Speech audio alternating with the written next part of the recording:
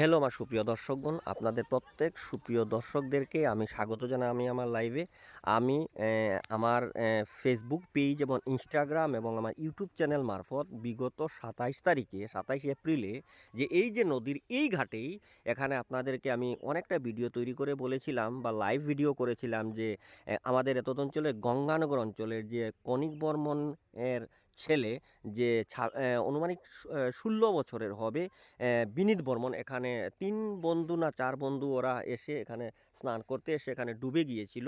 কিন্তু আমি আমার প্রত্যেকটা ভিডিওতে আপনাদেরকে বলেছিলাম যে ওকে পাওয়া যায়নি। এসডিআরএফ টিম এসে অনেক খোঁজাখুঁজি করেও ওকে পাওয়া যাচ্ছে না। কিন্তু আজকে 29শে এপ্রিল আজকে সকালবেলা এখানে পাওয়া গিয়েছে।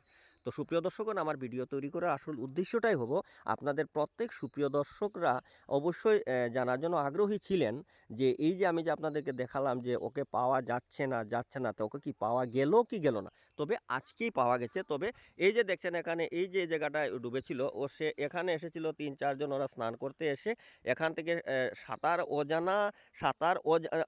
অজানা ছিল এর জন্যই। তো স্নান করতে এসে এখানে ডুবে গেছিল। এখানে অনেক গভীর। এখানে যদি একটা সোজাভাবে একটা বাঁশ দাঁড় করান তবে পুরা বাঁশও এখানে ডুবে যাবে, এত বেশি গভীর।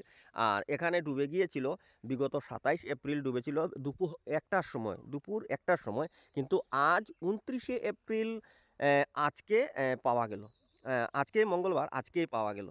তো বিগত দিন থেকে 2-3 দিন থেকে পাওয়া গেছিল না, কিন্তু আজকে সকালবেলা পাওয়া গেল সুপ্রিয় দর্শক। তো আপনারা সবাইকে অবগত করানোর জন্যই আমি আবার এখানে ভিডিও তৈরি করতে আসলাম যে আজকে সকালবেলা পাওয়া গেল। এরপরে ওকে পোস্টমর্টমের জন্য শিলচর মেডিকেল কলেজে নেওয়া হয়েছে।